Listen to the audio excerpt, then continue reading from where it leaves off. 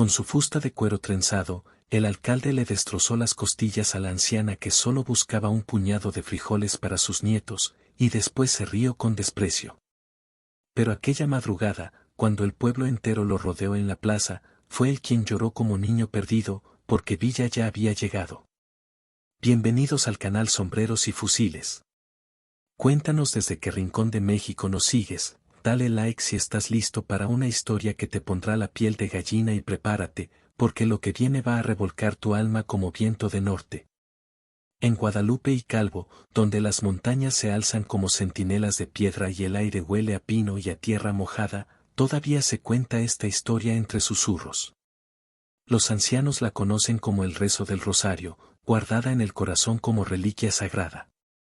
Y cuando las noches de invierno se estiran largas y las brasas del fogón pintan sombras en las paredes de adobe, alguien la cuenta nuevamente, porque hay historias que no pueden morir aunque corten como navaja en carne viva.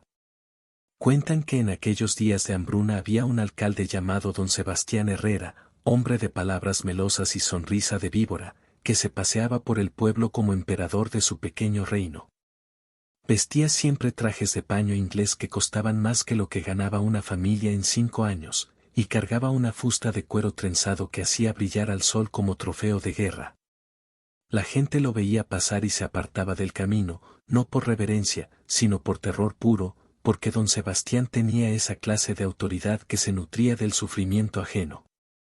Durante los meses de sequía, cuando el cielo se volvía metal candente y los pozos se secaban hasta mostrar sus entrañas de piedra, llegaba auxilio desde la capital del estado. Carretadas de maíz, arroz y harina destinadas a las familias que no tenían ni masa para tortillas. Pero esas carretadas nunca llegaban completas a las manos necesitadas. Don Sebastián, con cara de santo y alma de demonio, desviaba 2/3 de los alimentos hacia sus propios almacenes. Los intercambiaba por oro con mercaderes que viajaban hacia el norte, o se los entregaba a generales federales que pagaban bien por su silencio. Los domingos, este hombre llenaba la iglesia del Sagrado Corazón con sus sermones sobre caridad cristiana. Su voz resonaba entre los muros de piedra como campana sagrada, predicando sobre el amor al prójimo y la ayuda a los desamparados. Pero durante la semana sus graneros rebosaban de grano robado, mientras las madres cocían raíces amargas para engañar el hambre de sus criaturas. Organizaba reuniones en el ayuntamiento, donde hablaba de progreso y oportunidades, con discursos que sonaban hermosos como canto de jilguero, mientras en secreto firmaba contratos que convertían la miseria del pueblo en monedas de plata para sus arcas. La población, aunque famélica, guardaba silencio. El miedo pesaba más que la desesperación, y todos sabían que quien protestara podía amanecer con la lengua cortada o desaparecer en alguna prisión donde jamás volviera a ver la luz del día. Los rurales que protegían a don Sebastián tenían fama de ser más crueles que las bestias del monte, y sus rifles imponían un silencio más profundo que el de las tumbas. Pero había quienes no tragaban el engaño. En los lavaderos, las mujeres murmuraban mientras tallaban la ropa en las piedras del río. En las pulquerías, los hombres bebían aguardiente barato y apretaban los puños con rabia contenida. En el mercado, los vendedores honestos veían pasar las carretas cargadas hacia los almacenes del alcalde y maldecían por lo bajo. Don Sebastián habitaba en una mansión de 2 pisos con balcones de hierro forjado y jardines que se regaban cada mañana, mientras el pueblo rogaba al cielo por una gota de lluvia. Tenía caballerizas llenas de pura sangre y bodegas donde guardaba más grano del que 50 familias podrían consumir en todo un año. Sus hijos estudiaban en colegios de la capital, vestidos como príncipes europeos, mientras los niños de Guadalupe y Calvo caminaban descalzos con las tripas hinchadas de hambre. Por las tardes se sentaba en el corredor de su casa a beber brandy francés, observando pasar a la gente que se dirigía al pozo comunal en busca de agua turbia. Cuando alguna mujer se acercaba a suplicarle un poco de harina para hacer atole a sus hijos enfermos, él la escuchaba con expresión de hastío, tamborileando los dedos sobre el brazo de su mecedora de caoba. Después, con voz pausada y cruel, les decía que la limosna solo servía para criar flojos y que más les valía buscar empleo en lugar de mendigar como perros callejeros. Pero el trabajo era más escaso que el agua en tiempo de seca. Las minas habían cerrado por la revolución, los ranchos no podían pagar sueldos porque los alzados se llevaban el ganado, y los pocos talleres del pueblo apenas daban para alimentar a sus propios dueños. Don Sebastián conocía bien esta realidad, pero disfrutaba viendo cómo la desesperación se reflejaba en los rostros de quienes le imploraban ayuda. Una tarde ardiente de abril, cuando el aire parecía fuego líquido y hasta las sombras se escondían como animales asustados, una mujer se acercó caminando lento por la calle principal. Era doña Esperanza, una anciana de 70 años que parecía de 90 por todo lo que había sufrido. El luto la envolvía de pies a cabeza, negro como boca de lobo, y llevaba colgado del cuello un escapulario gastado que había pertenecido a su difunta hija. Su nieto, Pedrito, había muerto trabajando en la mina de San Rafael cuando un derrumbe se lo tragó junto con otros 8 compañeros. Su nieta, María del Carmen, había fallecido en el parto del 4.º hijo porque no había dinero para traer al doctor desde el pueblo vecino. Quedaron con ella 3 bisnietos pequeños, Rosita de 6 años, Juanito de 4 y el bebé Miguelito que apenas había cumplido 8 meses. Sin los brazos jóvenes para trabajar, doña Esperanza se las arreglaba tejiendo rebozos que vendía los días de tianguis, recogiendo leña en el monte para vender como ocote y mendigando centavos en la puerta de la iglesia después de misa. Pero aquel abril había sido despiadado como cuchillo en el pecho. No llovía desde diciembre, el río se había convertido en hilo de plata y la leña del monte se había acabado hasta en las raíces. Los niños lloraban de hambre por las noches y doña Esperanza había vendido ya hasta su anillo de bodas para comprar un poco de pinole rancio. Le quedaban apenas unas tortillas duras como suelas de guarache y un puñado de sal, nada más. Con los ojos hundidos por las desveladas y las mejillas chupadas por la necesidad, pero con la espalda erguida como tronco de encino, doña Esperanza caminó hasta la presidencia municipal donde don Sebastián acababa de terminar una junta con unos ingenieros americanos. Llevaba en brazos al pequeño Miguelito, que lloraba débil por el hambre, y de la mano a Rosita y Juanito, que la seguían en silencio, ya acostumbrados a ver a su bisabuela luchar contra el mundo entero. Don Sebastián salía riéndose de algún chiste que había contado en inglés, puliendo su fusta de cuero con un pañuelo de seda. Al ver a doña Esperanza esperándolo en la puerta, frunció el ceño como quien descubre una mosca en el chocolate. Ella se le acercó despacio, quitándose el rebozo de la cabeza por respeto, y con voz temblorosa pero firme, le dijo: Don Sebastián, perdone que lo moleste. Sé que es hombre muy ocupado, pero vengo a pedirle caridad cristiana.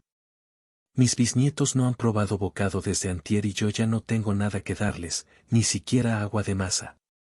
Si me pudiera fiar un puñadito de frijoles, se los juro por la Santísima Virgen que se los pago cuando Dios me dé con qué. El alcalde la examinó de arriba abajo, como quien evalúa una res en el rastro. Vio el luto remendado una y otra vez, los zapatos rotos hasta mostrar los dedos, las manos rugosas como corteza de árbol viejo. Vio también la desesperación que asomaba en los ojos de ella, pero que no lograba quebrar su dignidad. Y eso, más que cualquier insulto, lo irritó profundamente. La pobreza no se cura con dádivas, anciana, le dijo con voz fría como acero en invierno. Se cura con trabajo. Si no tienes que darles a esos escuincles, es porque no has trabajado lo suficiente. Yo no regalo nada. El que quiere comer, que se gane el sustento con el sudor de su frente. Doña Esperanza sintió como si le hubieran arrojado carbones encendidos a la cara. Las palabras de don Sebastián no solo la hirieron a ella, sino que parecieron tocar a los niños, que se aferraron más fuerte a su rebozo. Ella tragó saliva, intentó mantener la calma y volvió a insistir. Don Sebastián, yo trabajo todo lo que puedo. Tejo rebozos desde antes del amanecer, recojo leña hasta que se me acaban las fuerzas, pido limosna en las puertas. Pero ya no hay trabajo para todos. Usted lo sabe mejor que nadie. Solo le ruego un poquito de caridad cristiana por amor de Dios y de su Santísima Madre. Pero don Sebastián ya había perdido la paciencia. Sin ceremonia alguna, sin gritar ni hacer escándalo, levantó la fusta de cuero trenzado que siempre portaba en la mano. Era un gesto calculado, frío, como quien aplasta algo que le molesta la vista. con un movimiento brutal la descargó contra las costillas de la anciana. El golpe sonó seco en el silencio de la tarde. Doña Esperanza se dobló conteniendo un gemido de dolor, pero no gritó. Los niños sí. Rosita empezó a llorar y a tirar del rebozo de su bisabuela, mientras Juanito no entendía por qué ese señor tan elegante le había pegado a la abuelita. El bebé Miguelito aumentó su llanto, como si hubiera sentido el dolor en carne propia. Doña Esperanza, sin enderezarse del todo, alcanzó a ver la sonrisa que se le dibujó a don Sebastián en los labios. Una sonrisa sin alegría, como la de los coyotes que muestran los colmillos. La próxima vez piénsalo 2 veces antes de venir a fastidiarme con tus lamentos, le dijo, sacudiendo polvo imaginario de su fusta. Y llévatelos lejos de aquí, que me molestan los oídos con tanto berreo. Doña Esperanza se incorporó lentamente, con toda la dignidad que le quedaba. Tenía las costillas adoloridas y sentía como si le hubieran enterrado un hierro candente entre los omóplatos, pero no se quejó. Tomó a los niños de la mano y comenzó a alejarse, mientras la gente que había presenciado la escena fingía no haber visto nada. Algunos desviaban la mirada hacia las nubes, otros se apresuraban hacia sus casas y los más cobardes hasta sonreían nerviosamente, tratando de congraciarse con el alcalde. Pero los rurales que custodiaban a don Sebastián sí se carcajearon fuerte, como si hubieran presenciado la mejor comedia de su vida. Comentaban entre ellos lo divertido que había sido ver rodar a la vieja y apostaban sobre cuánto tardaría en volver a pedir limosna. Doña Esperanza caminó hasta la esquina de la plaza, donde había una banca de piedra que alguna vez fue el orgullo de Guadalupe y Calvo. Se sentó en el borde carcomido, abrazó a los niños y por primera vez en muchos años lloró sin tratar de esconderse. Pero no lloraba de tristeza ni de dolor físico. Lloraba de rabia pura, de esa rabia que nace en las entrañas del alma y crece como incendio en pastizal reseco. Mientras las lágrimas le rodaban por las mejillas arrugadas, sus ojos no se apartaban de don Sebastián, que seguía en la puerta de la presidencia, relatando su hazaña a otros hombres bien vestidos. Ella no sabía entonces que esa humillación sería el primer eslabón de una cadena que llegaría hasta las montañas de Chihuahua, donde un hombre de bigotes espesos y mirada de fuego estaba esperando, sin saberlo, una razón más para hacer justicia por mano propia. Si te está gustando esta historia y quieres saber cómo continúa, dale like al video y activa la campanita para no perderte ninguna de nuestras historias de justicia revolucionaria. Los días que siguieron fueron amargos como té de raíz de cocolmeca. Doña Esperanza consiguió trabajo lavando ropa ajena en el río y con esos centavos compró masa agria para tortillas y un poco de chile piquín. Los niños siguieron comiendo una vez al día, pero al menos comían algo. Sin embargo, la herida del orgullo tardaba más en sanar que la de las costillas magulladas. En las noches, cuando acostaba a Rosita, Juanito y Miguelito en el petate que compartían los 4, doña Esperanza se quedaba despierta mirando las vigas del techo y pensando en las palabras de don Sebastián. Se preguntaba si de verdad sería su culpa no tener suficiente para alimentar a los pequeños, si no estaría trabajando lo bastante, si no debería aguantar todo en silencio como hacían las demás mujeres del pueblo. Pero entonces recordaba a su nieto Pedrito, que se había matado trabajando en la mina para darles una vida digna. Recordaba a su nieta María del Carmen, que había muerto dando vida tratando de sacar adelante a su familia. Recordaba a todas las mujeres que conocía, lavando, cosiendo, barriendo, cocinando, cuidando enfermos y criando hijos sin quejarse jamás. Y sabía, con una certeza que le quemaba el alma, que el trabajo no faltaba en su familia. Lo que faltaba era justicia.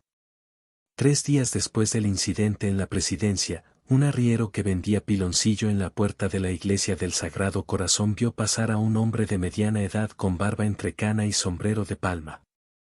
Era uno de esos hombres que aparecen y desaparecen por los pueblos como humo de copal, siempre caminando hacia algún destino que nadie conoce, cargando historias en los ojos y secretos en los labios. El muchacho, que se llamaba Chema y tenía 14 años pero parecía de 20 por todo lo que había vivido, se acercó al viajero a ofrecerle un pedazo de piloncillo. Pero el hombre no traía dinero ni necesitaba dulce, solo tenía curiosidad. Esa curiosidad que desarrollan quienes han caminado mucho y saben que en cada pueblo hay historias que valen oro molido. ¿Qué tal anda la gente por estos rumbos, muchacho?, le preguntó con voz áspera pero bondadosa. Chema se encogió de hombros y miró hacia la presidencia donde don Sebastián estaba subiendo a su coche después de otra junta con los americanos. Pues mal, señor. Aquí la gente anda muriéndose de hambre, pero el que manda no tiene corazón para nadie. Hace 3 días le pegó con su fuete a doña Esperanza, la bisabuela de los huerfanitos de María del Carmen, solo porque le pidió unos frijoles para que no se le murieran de hambre. El viajero siguió la mirada del muchacho y vio a don Sebastián alejarse en su carruaje con la fusta de cuero brillando al sol. No hizo preguntas, no pidió detalles, solo asintió con la cabeza como quien entiende perfectamente de qué se trata el asunto. Le dio las gracias al chico con una palmadita en el hombro y siguió su camino hacia el norte. Esa misma tarde, ya con el sol escondiéndose detrás de las montañas, el viajero se encontró con un jinete de zarape colorado que venía bajando de la sierra. Era uno de esos hombres que hablan poco pero escuchan mucho, de los que saben guardar secretos y cargar mensajes sin hacer preguntas incómodas. El viajero le contó lo que había sabido en Guadalupe y Calvo, y el jinete apenas movió la cabeza, se acomodó el sombrero y siguió su camino hacia el norte, donde se decía que andaba un tal Francisco Villa con sus dorados ajustando cuentas pendientes con los abusivos. Pero las noticias que viajan de boca en boca a veces se demoran más de lo que uno quisiera. El jinete del zarape colorado tardó 2 semanas en encontrar el campamento donde Villa estaba descansando con sus hombres después de tomar una hacienda de federales. Cuando por fin llegó, el general estaba sentado bajo un mezquite limpiando su carabina y escuchando a Rodolfo Fierro contar historias de batallas anteriores. El jinete se acercó con respeto, esperó a que Villa levantara la vista y le contó la historia tal como se la había contado el viajero, tal como se la había contado el muchacho del piloncillo. Villa escuchó sin interrumpir, sin hacer gestos, con esa manera suya de poner atención completa a las cosas que importan. Cuando el hombre terminó de hablar, el general siguió limpiando su carabina un rato más, como si estuviera meditando. ¿Cómo se llama ese alcalde?, preguntó por fin. Don Sebastián Herrera, mi general. Y la señora, doña Esperanza, bisabuela de 3 huerfanitos que se llaman Rosita, Juanito y Miguelito. Villa asintió, guardó la carabina en su funda y se quedó viendo el horizonte donde el sol se estaba hundiendo como brasa entre las montañas. Fierro, que conocía bien esa mirada, supo que algo se estaba cocinando en la cabeza del general, algo que no tardaría mucho en convertirse en acción. Pero Villa era hombre de estrategia, no de impulsos. Sabía que la justicia tiene que ser completa para que valga la pena, y que no basta con castigar a los malvados, sino que hay que hacerlo de tal manera que el pueblo entienda el mensaje y los otros abusivos se lo piensen 2 veces antes de seguir con sus maldades. Por eso, cuando 4 días después una joven costurera de Guadalupe y Calvo llegó al campamento trayendo una carta escrita con letra cuidadosa, Villa ya tenía el plan a medias en la cabeza. La carta contaba con más detalles lo que había pasado en la presidencia, pero también hablaba de las carretadas de maíz que don Sebastián guardaba en sus almacenes mientras el pueblo se moría de hambre. Hablaba de los negocios sucios con los ingenieros americanos, de los contratos secretos con los generales federales y de todas las veces que ese hombre había usado su poder para robar la comida de los pobres. Al leer la carta, Villa no dijo nada, solo la dobló con cuidado, se la guardó en el bolsillo de la camisa y se quedó mirando el fuego que ardía en medio del campamento. Los dorados que estaban cerca sabían que no debían molestarlo cuando se ponía así, porque era señal de que estaba calculando algo grande. Fierro, dijo por fin, sin apartar los ojos de las llamas. Mande, mi general. ¿Cuántos hombres de confianza tenemos disponibles? Los que usted necesite, mi general. ¿Para qué los quiere? Para hacer una visita a Guadalupe y Calvo. Fierro sonrió de esa manera suya que daba escalofríos hasta a los valientes, pero Villa levantó la mano antes de que su compadre empezara a hacer planes de batalla. No es para pelear, Fierro. Es para enseñar. Y esa diferencia, aunque parecía pequeña, era lo que separaba a Francisco Villa de todos los demás jefes revolucionarios. Para él, la venganza era cosa personal, pero la justicia era cosa del pueblo.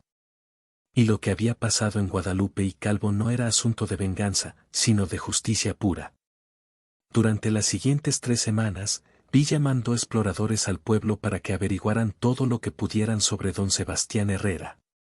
Quería saber cuáles eran sus costumbres, quiénes lo visitaban, dónde guardaba el grano robado, cuántos rurales lo protegían y, sobre todo, cuándo sería el mejor momento para actuar sin que hubiera derramamiento de sangre innecesario. Los informes que llegaron al campamento confirmaron lo que Villa ya sospechaba. Don Sebastián no solo robaba la comida destinada al pueblo, sino que también cobraba impuestos ilegales a los comerciantes honestos. Se quedaba con parte de los salarios de los empleados del ayuntamiento y tenía tratos secretos con contrabandistas que pasaban armas a los federales. Era, como dicen en el rancho, de esos hombres que no dejan piedras sin voltear para sacar provecho. Pero lo que más le interesó a Villa fue saber que don Sebastián estaba preparando una gran cena para recibir a unos coroneles federales y a varios empresarios americanos que querían hacer negocios con él. La reunión sería en su propia casa el viernes por la noche y estarían presentes todos los hombres poderosos de la región. Sería la ocasión perfecta para dar una lección que no se olvidara en muchos años.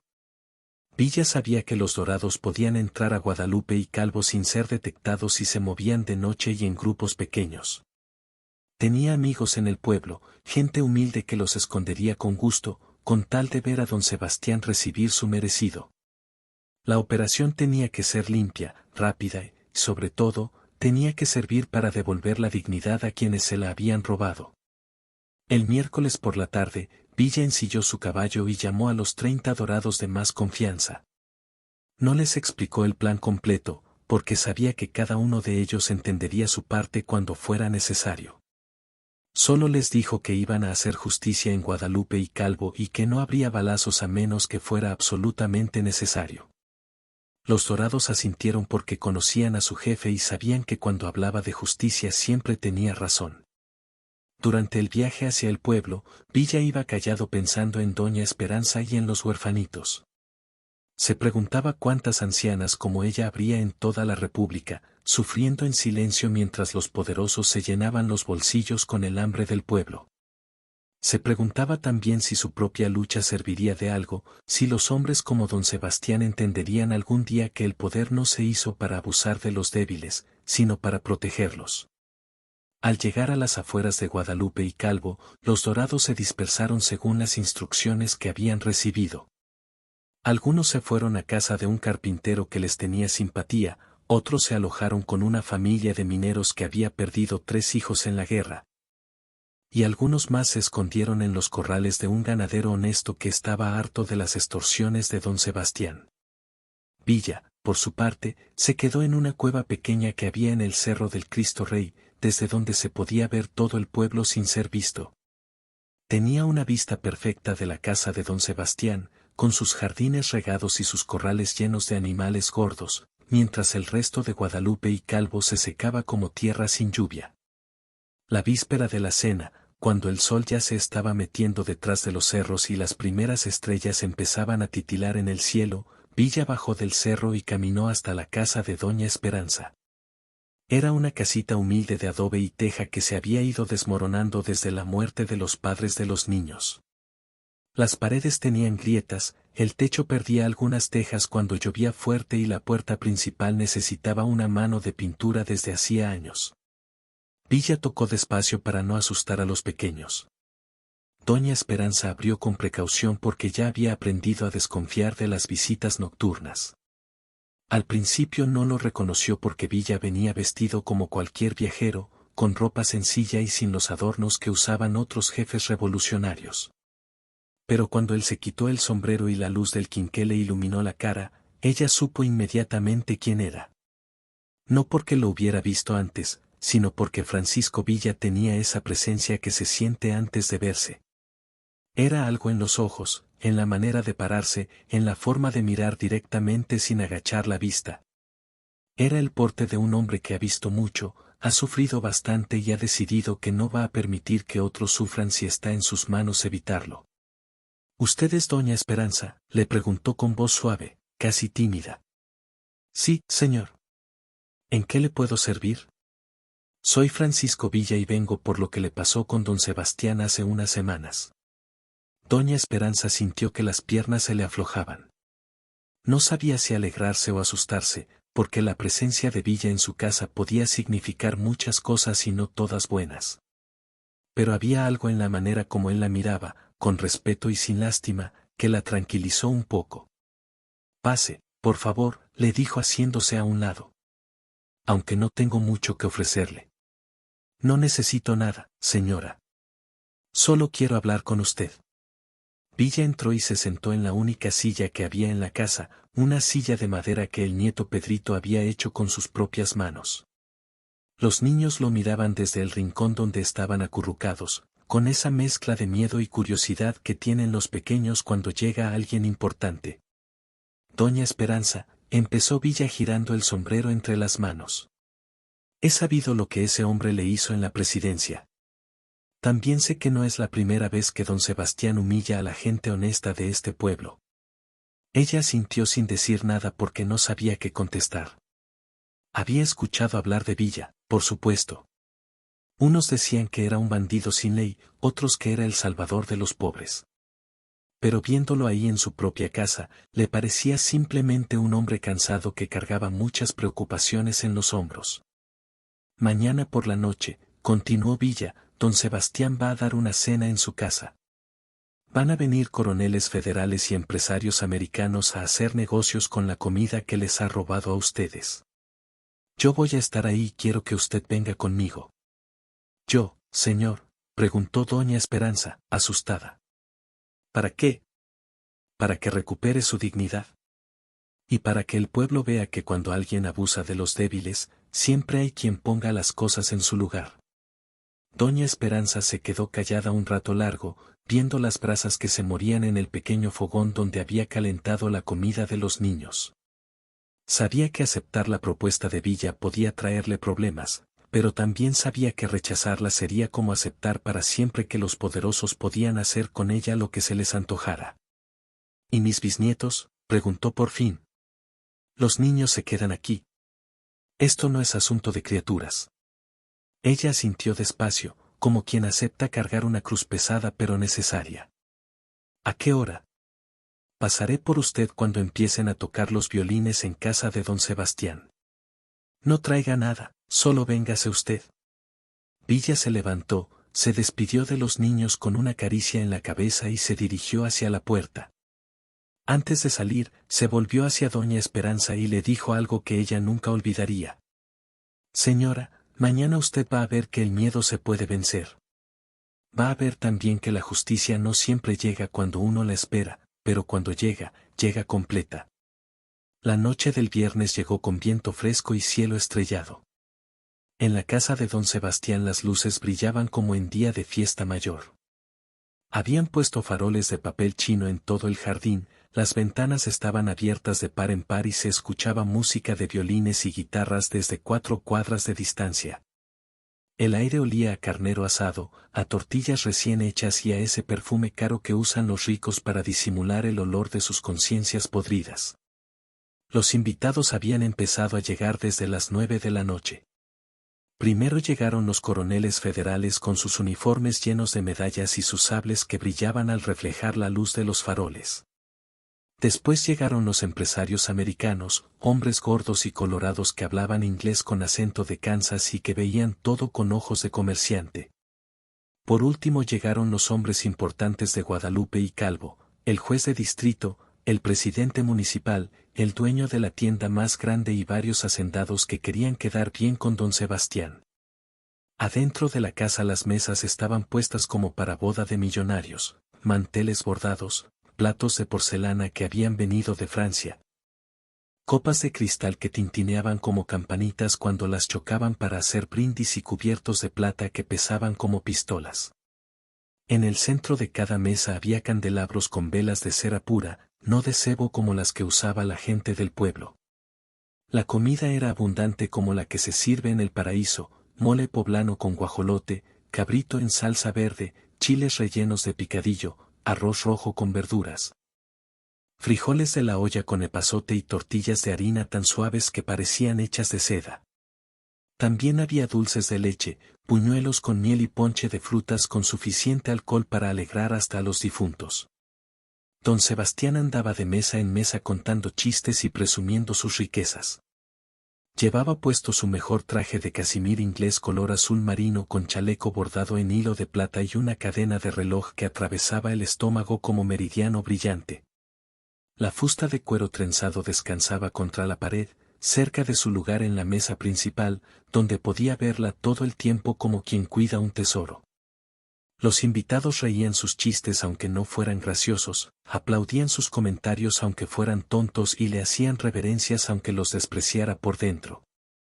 Porque así funcionan las cenas de los poderosos, todos fingen que se la pasan muy bien mientras calculan que pueden sacar de la situación. Don Sebastián estaba contando la historia de cómo había educado a una anciana impertinente que había tenido la osadía de pedirle limosna, cuando la puerta principal se abrió sin hacer ruido. Nadie oyó pasos. Nadie escuchó cascos de caballo. Nadie sintió nada fuera de lo común. Simplemente, de un momento a otro, Francisco Villa estaba parado en el marco de la puerta. Venía vestido con su ropa de siempre, pantalón de manta, camisa blanca, chaleco de cuero y el sombrero que lo hacía ver más alto de lo que era. No traía armas a la vista, pero todos sabían que un hombre como Villa nunca andaba desarmado. Tenía polvo del camino en la ropa y cansancio en los ojos, pero su presencia llenó la sala como humo de ocote. La música se detuvo de golpe. Las conversaciones se cortaron como con hacha. Hasta los que estaban masticando dejaron de hacerlo, como si les hubiera crecido piedra en la boca. El silencio que se hizo fue de esos que pesan, que se sienten en el pecho como lápida de mármol. Don Sebastián, que estaba de espaldas contando su historia, tardó unos segundos en darse cuenta de que algo había cambiado. Cuando se volvió y vio a Villa parado en la puerta, la sonrisa se le congeló en la cara como agua en tinaja de barro. El color se le fue del rostro y por un momento pareció que se iba a desmayar ahí mismo frente a todos sus invitados. Villa no se movió del marco de la puerta, solo se quedó ahí viendo la mesa llena de comida, los candelabros encendidos, las caras asustadas de los invitados y la figura temblorosa de don Sebastián. Su mirada recorrió lentamente toda la sala, como quien está haciendo inventario de lo que encuentra.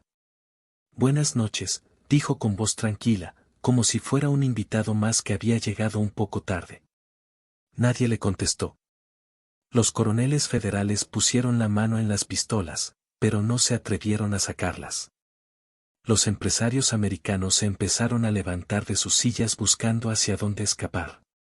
Los hombres de Guadalupe y Calvo miraban hacia el suelo como si hubieran encontrado algo muy interesante en las baldosas del piso. En ese momento aparecieron los dorados. No entraron corriendo ni gritando órdenes, simplemente se materializaron en los lugares estratégicos. 2 en la puerta principal, 2 más en la puerta trasera, otro par junto a las ventanas que daban al jardín. Se movieron como sombras, sin hacer ruido, pero su presencia se sintió como cambio de viento antes de la tormenta. Villa siguió sin moverse de donde estaba. Tenía esa manera de estar quieto que era más impresionante que cualquier movimiento brusco. Era como un jaguar grande que se toma su tiempo para decidir qué va a hacer con la presa. Don Sebastián, dijo por fin, y su voz atravesó el silencio como navaja en manteca. Me da mucho gusto encontrarlo en casa y con tan distinguidos invitados. El alcalde trató de sonreír, pero la sonrisa le salió torcida como cicatriz mal curada. General Villa, qué sorpresa tan inesperada. Si hubiera sabido que nos iba a honrar con su presencia, habríamos preparado. No se preocupe, lo interrumpió Villa. No vengo a cenar. Vengo a que usted me explique algunas cosas. Don Sebastián tragó saliva con dificultad, como si se hubiera comido un chile entero. ¿Qué cosas, mi general? Villa caminó despacio hacia el centro de la sala. Sus pasos resonaban en las baldosas como tambores lejanos. Se detuvo junto a la mesa principal, donde estaban los platos más finos y la comida más abundante, y pasó la mano por la superficie del mantel, como quien acaricia seda. Bonita mesa, comentó. Mucha comida, muy sabrosa por lo que veo. Nadie se atrevió a contestar. Me pregunto, continuó Villa tomando una tortilla de harina y partiéndola por la mitad, ¿de dónde habrá salido tanto maíz para hacer estas tortillas cuando el pueblo de Guadalupe y Calvo se está muriendo de hambre?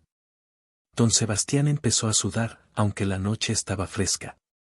Mi general, yo compro todo mi maíz legalmente, con comerciantes de Durango. ¿Qué Durango?, lo interrumpió Villa otra vez. Qué curioso, porque tengo entendido que las únicas carretadas de maíz que han llegado a Guadalupe y Calvo en los últimos 6 meses eran donación del gobierno para las familias pobres. Y también tengo entendido que muchas de esas carretadas nunca llegaron a sus destinatarios. El silencio se volvió aún más pesado. Los invitados empezaron a intercambiar miradas nerviosas, como si estuvieran calculando qué tan rápido podrían salir corriendo si fuera necesario. Villa dejó los pedazos de tortilla sobre la mesa y se dirigió hacia la pared donde estaba recargada la fusta de cuero. La tomó con cuidado, como quien maneja un objeto delicado, y la examinó contra la luz de las velas. Bonita fusta, dijo. Debe haber costado bastante dinero. Fue un regalo de mi padrino, murmuró don Sebastián. Su padrino debe haber sido un hombre muy generoso, comentó Villa pasando los dedos por el mango de cuero. Porque tengo entendido que esta fusta se ha usado para cosas muy interesantes últimamente. Don Sebastián estaba sudando tanto que las gotas le rodaban por la frente hasta los ojos. No sé a qué se refiere, mi general. ¿No? Déjeme refrescarle la memoria. Villa se dirigió hacia la puerta principal, siempre cargando la fusta de cuero. Los dorados que estaban ahí se apartaron respetuosamente para dejarlo pasar. Desde afuera se escucharon pasos lentos que se acercaban, y luego apareció doña Esperanza. Venía vestida con su mismo luto de siempre, pero se había arreglado el cabello y se había lavado la cara con agua fría. Traía su escapulario en una mano y la cabeza en alto, como mujer que ya no tiene nada que perder y por eso no le tiene miedo a nada. Al verla entrar, varios invitados la reconocieron, porque en pueblos pequeños todos conocen las desgracias de todos. Villa la acompañó hasta el centro de la sala, junto a la mesa principal, exactamente donde estaba parado don Sebastián. El alcalde retrocedió 2 pasos, como si doña Esperanza fuera víbora venenosa, pero no pudo retroceder más porque detrás de él estaba la pared. Señores, dijo Villa dirigiéndose a todos los presentes, les presento a doña Esperanza, bisabuela de 3 huerfanitos, mujer trabajadora que nunca le ha hecho mal a nadie. Los invitados la miraron sin saber qué hacer. Algunos por pena, otros por curiosidad y los más cobardes fingiendo que no la veían. Doña Esperanza, continuó Villa, ¿reconoce usted esta fusta? Ella la miró y asintió despacio. Sí, señor. Es la misma que me pegó don Sebastián hace un mes cuando le pedí unos frijoles para mis bisnietos. Un murmullo recorrió la sala como viento entre las hojas. Algunos invitados se removieron incómodos en sus sillas, otros intercambiaron miradas de preocupación y unos cuantos empezaron a planear discretamente cómo salir de ahí lo más pronto posible. Villa levantó la fusta para que todos la vieran bien. ¿Escucharon eso, señores? Esta fusta, que debe valer más de lo que una familia pobre gana en un año, se usó para golpear a una anciana que solo pedía comida para 3 huerfanitos hambrientos. Don Sebastián quiso hablar, pero Villa no se lo permitió. Doña Esperanza, cuénteles a estos señores qué fue lo que pasó exactamente. Ella se irguió un poco más, respiró hondo y empezó a contar con voz clara. Yo fui a pedirle a don Sebastián un poquito de comida para mis bisnietos, que no habían comido desde hacía 2 días. Le dije que se la pagaría en cuanto pudiera, que le juraba por la Santísima Virgen que era buena para cumplir. Él me dijo que la pobreza no se cura con dádivas, que se cura con trabajo. Le expliqué que sí trabajaba, pero que no había chamba para todos. Entonces él me pegó con su fusta aquí en las costillas, delante de toda la gente que estaba en la presidencia. Me dijo que me fuera y que me llevara a mis escuincles porque le molestaban los oídos con tanto berreo. Mientras hablaba, doña Esperanza mantenía los ojos fijos en don Sebastián, que se veía cada vez más pequeño y miserable. Los invitados escuchaban en silencio, algunos con cara de vergüenza, otros con expresión de incomodidad. ¿Es cierta esa historia, don Sebastián?, preguntó Villa. El alcalde tartamudeó algo incomprensible. No lo escuchamos bien. Hable más fuerte. Yo no recuerdo exactamente. No recuerda. Villa se acercó un paso más. No recuerda haberle pegado a esta señora con su fusta de cuero. Tal vez hubo un malentendido. Un malentendido. Villa se volvió hacia los invitados. Señores, ¿cuántos de ustedes han visto a don Sebastián pegar con su fusta a gente que le pide ayuda? Nadie contestó inmediatamente, pero Villa esperó. El silencio se alargó hasta que se volvió insoportable, y entonces alguien murmuró desde el fondo de la sala. Muchas veces. ¿Cómo dice? No lo oímos bien. Muchas veces, repitió la voz un poco más fuerte. ¿Muchas veces qué? Muchas veces lo hemos visto pegarle a la gente pobre que le pide ayuda. Otro invitado se animó a hablar. Y también lo hemos visto quedarse con la comida que era para las familias necesitadas. Un tercero añadió. Y cobrar impuestos ilegales a los comerciantes honestos. En pocos minutos toda la sala estaba murmurando lo mismo. Muchas veces, muchas veces, muchas veces. Era como si la presencia de Villa hubiera roto un dique que durante años había contenido la verdad. Y ahora las palabras salían como agua represada que por fin encuentra su cauce. Villa escuchó todo sin interrumpir. Cuando los murmullos se fueron calmando, tomó la fusta de cuero con ambas manos y se la ofreció a doña Esperanza. Señora, esta fusta le pertenece más a usted que a él. Tómela. Ella dudó un momento, viendo la fusta como si fuera una serpiente que podría morderla. Pero luego extendió la mano y la tomó. Era más pesada de lo que había imaginado y estaba fría como hielo de invierno. Ahora, dijo Villa, quiero que todos ustedes vean algo. Se dirigió hacia don Sebastián, que estaba temblando como hoja en vendaval. Don Sebastián, póngase de rodillas. ¿Qué? Que se ponga de rodillas delante de doña Esperanza y de todos sus invitados. Pero no puede pedirme qué. No se lo estoy pidiendo. Se lo estoy ordenando. La voz de Villa no se había alzado ni un tono, pero tenía esa firmeza que no admite discusión. Don Sebastián miró alrededor buscando apoyo en los rostros de sus invitados, pero todos desviaron la mirada. Los coroneles federales habían puesto las manos muy lejos de sus pistolas, los empresarios americanos estudiaban las figuras del mantel como si fueran mapas del tesoro. Y los hombres de Guadalupe y Calvo parecían haberse vuelto súbitamente sordos. De rodillas, repitió Villa. Don Sebastián, con las piernas temblorosas y la cara roja de humillación, se fue doblando despacio hasta quedar hincado frente a doña Esperanza. El hombre que una hora antes se paseaba como rey entre sus invitados, ahora estaba en el suelo como mendigo. Pídale perdón, ordenó Villa. ¿Perdón? Perdón, doña Esperanza, murmuró el alcalde. Más fuerte, que lo escuchen todos. Perdón, doña Esperanza, gritó don Sebastián con voz quebrada. Ahora dígale por qué le pide perdón.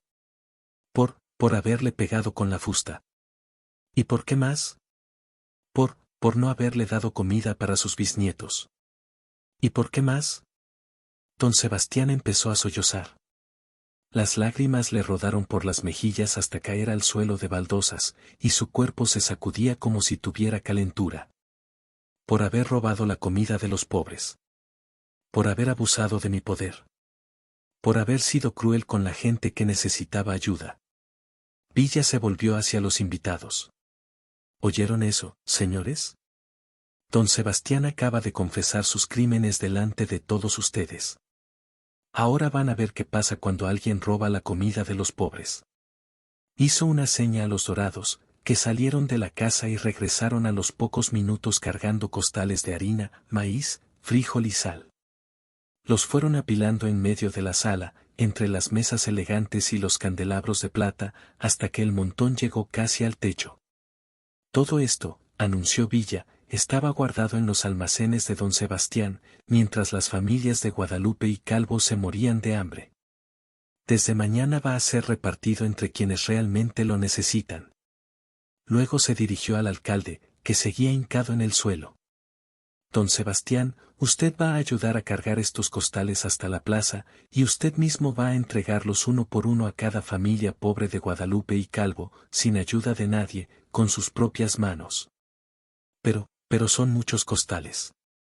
Yo no puedo. Claro que puede. Si tuvo fuerza para robarlos, tiene fuerza para devolverlos. Villa tomó uno de los costales más pesados y se lo puso en los hombros a don Sebastián, que se tambaleó pero no se cayó.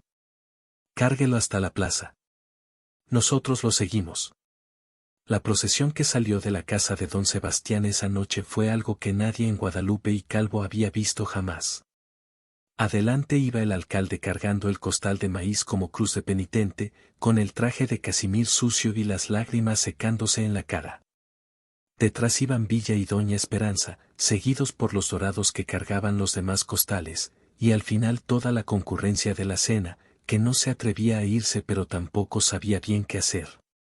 En la plaza se había juntado ya mucha gente, porque las noticias vuelan rápido en pueblos pequeños y todos querían ver qué estaba pasando. Había mujeres con rebozo, hombres con sombrero de palma, niños descalzos, ancianos que se apoyaban en bastones hechos de rama de encino. Todos en silencio, como quien presencia un milagro. Villa se subió a la banca de piedra que estaba en el centro de la plaza y levantó la voz para que todos lo escucharan. Gente de Guadalupe y Calvo, durante años este hombre les ha robado la comida que era para ustedes. Durante años ha usado su poder para humillar a los pobres y enriquecerse con el hambre ajena. Esta noche va a devolver lo que les pertenece, y lo va a hacer con sus propias manos, para que aprendan todos los abusivos que siempre hay quien ponga las cosas en su lugar. Un murmullo de aprobación recorrió la multitud. Algunas mujeres empezaron a llorar de emoción, algunos hombres se quitaron el sombrero como en misa, y los niños miraban todo con ojos muy abiertos. Don Sebastián, temblando de frío y de vergüenza, empezó a repartir los costales. El primero se lo dio a una mujer muy vieja que apenas se tenía en pie. El segundo, a un hombre que tenía 6 hijos y ningún trabajo. El tercero, a una muchacha que cuidaba sola a sus hermanos menores porque sus padres habían muerto en la epidemia de tifo. Con cada costal que entregaba, don Sebastián se veía más pequeño y más quebrado. La gente lo miraba sin rencor, pero también sin lástima. Era como si estuvieran viendo el final natural de una historia que había comenzado mucho tiempo atrás. Cuando llegó el turno de doña Esperanza, don Sebastián se le acercó cargando un costal de harina más grande que los otros.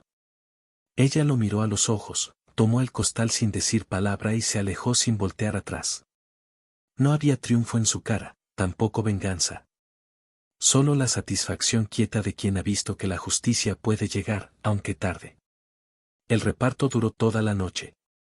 Cuando el sol empezó a asomarse por detrás de los cerros, don Sebastián estaba tirado en el suelo de la plaza con el traje hecho jirones y las manos llenas de ampollas. Algunos niños se le acercaron y le dieron agua, no porque le tuvieran lástima, sino porque así los habían enseñado sus madres, que al caído no se le patea, se le ayuda a levantarse. Villa, que había permanecido toda la noche vigilando que las cosas se hicieran bien, se acercó al alcalde una última vez. Don Sebastián, le dijo, espero que haya aprendido algo esta noche. El hombre lo miró desde el suelo con ojos donde ya no había orgullo ni soberbia, solo cansancio. Sí, señor. Creo que sí. El poder no se hizo para abusar de los débiles, continuó Villa. Se hizo para protegerlos. Si vuelvo a saber que usted o cualquier otro está robando la comida de los pobres, no va a haber segunda oportunidad. ¿Me entiende? Sí, señor. Lo entiendo. Villa asintió, se dirigió hacia su caballo y montó sin prisa. Los dorados hicieron lo mismo, y en pocos minutos toda la partida estaba lista para partir. Antes de irse, Villa buscó con la mirada a doña Esperanza entre la gente. Señora, le gritó desde el caballo, ya no deje que nadie la humille. Usted vale lo mismo que cualquier rico, y sus bisnietos también. Ella levantó la mano para despedirse y por primera vez en mucho tiempo sonrió. La cabalgata se alejó por el camino del norte, levantando polvo dorado en el aire de la mañana. El pueblo se fue dispersando poco a poco, cada familia cargando su costal de grano como tesoro recuperado. Don Sebastián se quedó solo en la plaza, sentado junto a la banca de piedra, viendo cómo la vida normal de Guadalupe y Calvo comenzaba otra vez a su alrededor. Pero ya no era el mismo hombre. Algo se había roto en él durante esa noche, algo que no se podía componer con dinero ni con poder. Había aprendido lo que se siente cuando te quitan la dignidad delante de todos. Y había aprendido también que hay cosas que duelen más que los golpes. En los días que siguieron, don Sebastián trató de volver a sus costumbres de antes. Se puso sus trajes elegantes, tomó otra fusta de cuero que tenía guardada y quiso caminar por la plaza como si nada hubiera pasado. Pero la gente lo miraba diferente. Ya no con miedo, sino con esa mirada que se les pone a los hombres cuando han visto a alguien caer muy hondo y saben que puede volver a pasar. Los rurales que antes lo cuidaban pidieron traslado a otro pueblo. Los empresarios americanos nunca volvieron a hacer negocios con él. Los coroneles dejaron de visitarlo y poco a poco fue perdiendo todos los contactos que tenía con gente importante. Se quedó solo con su casa grande y sus jardines regados, pero sin el respeto que antes tenía por el miedo. Doña Esperanza, por su parte, siguió viviendo en su casita de adobe, pero ya no tuvo que lavar ropa ajena ni mendigar en las puertas para sobrevivir. La gente del pueblo la respetaba por haber tenido valor para enfrentar a don Sebastián, y siempre había quien le ofreciera trabajo o le llevara algo de comer para los niños. Rosita, Juanito y Miguelito crecieron oyendo la historia de cómo su bisabuela había recuperado la dignidad con ayuda de Villa. Aprendieron que no hay que agachar la cabeza ante los abusivos, pero también que la venganza no sirve de nada si no viene acompañada de justicia. En Guadalupe y Calvo, desde aquel día, cuando alguien levanta el pan en la hora de la oración, siempre se oye a alguien recordar, con Villa, quien humillaba al pobre acabó suplicando clemencia. Y la historia se cuenta una vez más, con el mismo respeto con que se cuentan las historias que no deben olvidarse nunca, porque hay cosas que pasan una sola vez en la vida de un pueblo, pero que marcan para siempre la diferencia entre lo que está bien y lo que está mal. Y la noche en que Francisco Villa le devolvió la dignidad a doña Esperanza en la plaza de Guadalupe y Calvo fue una de esas cosas que quedan grabadas en el corazón como cicatriz que no duele, pero que recuerda. Dicen los viejos que Villa nunca volvió a Guadalupe y Calvo después de esa noche. Pero también dicen que no hizo falta, porque el mensaje había quedado claro como agua de manantial, que mientras hubiera hombres como él en el mundo, los poderosos no podrían dormir tranquilos sabiendo que estaban robando el pan de los pobres. Y esa, quizás, fue la justicia más grande de todas. No solo castigar al que había hecho el mal, sino enseñarle a todo el mundo que el mal no queda sin castigo, aunque a veces tarde en llegar. La historia termina ahí, pero el recuerdo sigue vivo en cada familia de Guadalupe y Calvo que aprendió esa noche que la dignidad no se compra ni se vende, se defiende. Y que siempre, siempre hay alguien dispuesto a defenderla cuando hace falta. Así fue como Villa hizo justicia en Guadalupe y Calvo. Si llegaste hasta acá y querés seguir aprendiendo sobre estas historias que marcaron México, suscríbete a Sombreros y Fusiles.